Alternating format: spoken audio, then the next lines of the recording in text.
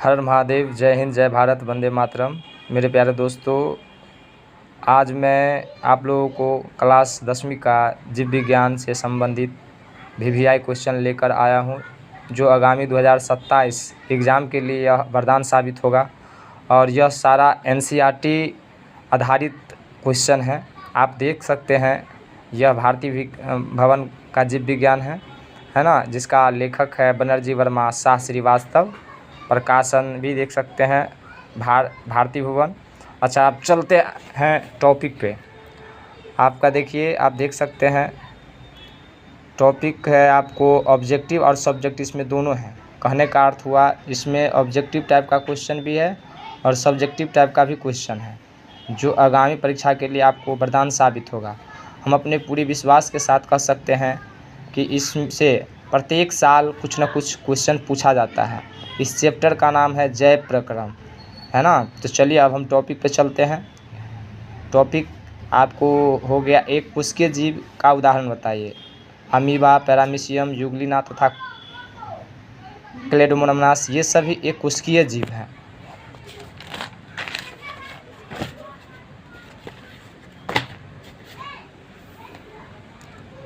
अगला है, पौधे की पत्तियां हरा क्यों दिखाई देती हैं।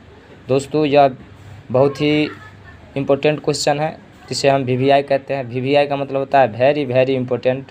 प्रत्येक साल इस तरह का क्वेश्चन पूछता ही है, इसलिए आप इस क्वेश्चन को अच्छे से याद रखेंगे।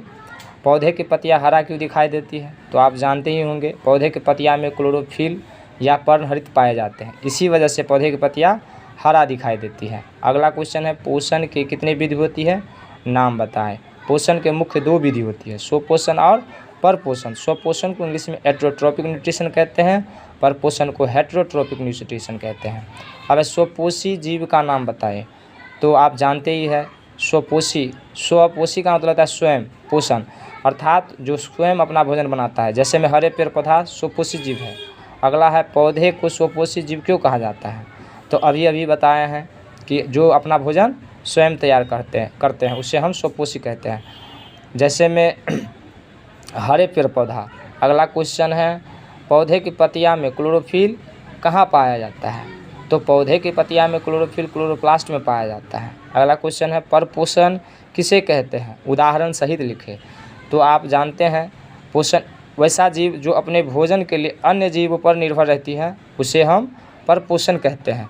जैसे में आप देख सकते हैं, मलेरिया, जोंक, हुकवर्म, टेपवर्म इत्यादि, ये सारे जीव क्या करता है, दूसरे जीव के शरीर में रहकर अपना भोजन प्राप्त करता है और दूसरे जीवों को नुकसान भी पहुंचाता है।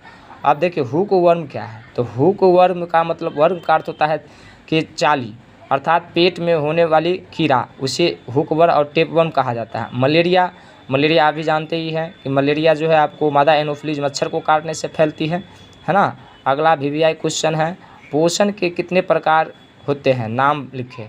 तो पोषण के मुख्य 3 प्रकार होते हैं, मृतजीवी पोषण, परजीवी पोषण, प्राणी संपोषण, है ना।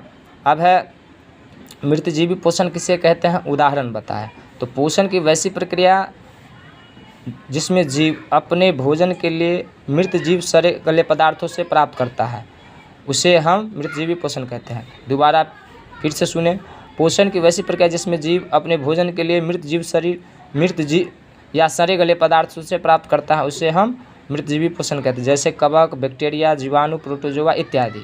अब देखिए, बैक्टीरिया को हिंदी में जीवाणु कहते हैं, ठीक है। अब है प्रोटोजोआ। तो प्रोटोजोआ एक प्रकार का एकोशिकीय जीव है। चलिए, आई होप आप लोग यह वीडियो अच्छे से समझे होंगे। अगला स्टेप चलते हैं, परजीवी किसे कहते हैं, परजीवी पोषण किसे कहते हैं, उदाहरण दे। तो पोषण की वैसी प्रक्रिया जिसमें जीव अपने भोजन के लिए अन्य जीवों पर निर्भर रहता है, उसे हम परजीवी पोषण कहते हैं। जैसे में गोल कृमि, हुकवर्म, टेपवर्म, एंट अमीबा, हिस्टोलिटिका, मलेरिया इत्यादि। अब चलते हैं वीवीआई क्वेश्चन, जो प्रत्येक साल इस क्वेश्चन से पूछा जाता है, यह क्वेश्चन पूछा जाता है। अगला है, प्रकाश संश्लेषण किसे कहते हैं। तो चलिए हम परिभाषा जानते हैं। हम जानते हैं कि जब हरे पेड़ पौधा बाह्य वातावरण से कार्बन डाइऑक्साइड को ग्रहण कर पौधे के पत्तियों में उपस्थित क्लोरोफिल के सहायता से सूर्य की प्रकाश की उपस्थिति में तथा जड़ के माध्यम से जल अथवा खनिज लवण को ग्रहण कर अपना भोजन स्वयं तैयार करती हैं, उसे हम प्रकाश संश्लेषण या फोटोसिंथेसिस कहते हैं। फोटो का मतलब होता है प्रकाश तथा संश्लेषित का मतलब होता है भोजन बनाना। अतः यह क्वेश्चन आपको बड़ा लगा होगा, परंतु जब जानते हैं कि 2 से 3 नंबर का क्वेश्चन पूछता है तो इतना बड़ा लिखना ही पड़ेगा। अन्यथा आप ऐसे भी लिख सकते हैं प्रकाश संश्लेषण का कि हरे पेड़ पौधा सूर्य की प्रकाश की उपस्थिति में अपना भोजन स्वयं तैयार करते हैं, उसे हम प्रकाश संश्लेषण कहते हैं। अब चलते हैं आगे। पौधे की पत्तियां में जो छिद्र होता है उसे हम क्या कहते हैं? तो दोस्त आप जानते होंगे पौधे के पत्तियों पर छोटे छोटे धब्बे दिखाई देती होगी, जिसे स्टोमेटा या रंध्र कहते हैं, है ना। पौधे के पत्तियों में गैसों का आदान प्रदान किसके सहायता से होते हैं? तो पौधे के पत्तियों में गैसों का आदान प्रदान स्टोमेटा अथवा रंध्र की सहायता से होती है। अगला VVI क्वेश्चन है, प्रकाश संश्लेषण के लिए कौन सा पदार्थ आवश्यकता पड़ती है? तो प्रकाश संश्लेषण के लिए 4 पदार्थों की आवश्यकता पड़ती है। पहला है आपको क्लोरोफिल या पर्णहरित, दूसरा है कार्बन डाइऑक्साइड, तीसरा जल, चौथा सूर्य की प्रकाश। फिर से दोहरा दें, पहला है क्लोरोफिल, दूसरा है कार्बन डाइऑक्साइड, तीसरा है जल, चौथा है सूर्य की प्रकाश। अब है अमीबा में पोषण कितने चरणों में संपन्न होते हैं, नाम बताएं। तो दोस्त आप जानते होंगे अमीबा जो है गंदे जल तालाब में रहती है। अमीबा में पोषण 4 चरणों में संपन्न होती है, 3 चरणों में संपन्न होती है। पहला अंतग्रहण, दूसरा पाचन, तीसरा बहिष्करण। अगला है अमीबा अपना भोजन कैसे प्राप्त करता है? तो अमीबा अपना भोजन कूटपाद की सहायता से प्राप्त करता है। याद रखना है, ये सारा क्वेश्चन VVI है। अमीबा अपना भोजन कैसे प्राप्त करता है? तो अमीबा अपना भोजन कूटपाद की सहायता से प्राप्त करता है।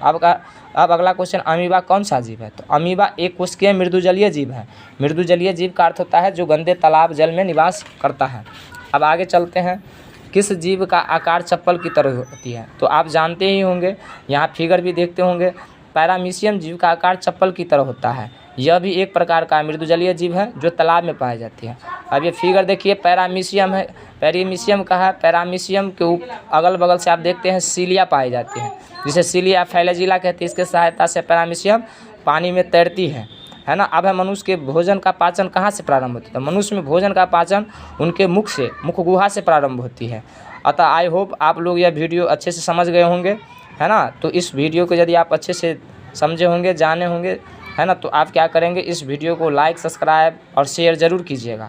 अगला क्वेश्चन है, मनुष्य के आमाशय से कौन सा रस स्रावित होती है? तो मनुष्य के आमाशय से हाइड्रोक्लोरिक अम्ल स्रावित होती है। आई होप यह वीडियो आप लोगों को अच्छे से समझ में आ गया होगा। तो इस वीडियो को लाइक, शेयर, कमेंट जरूर कीजिएगा। हर हर महादेव, जय हिंद, जय भारत, वंदे मातरम।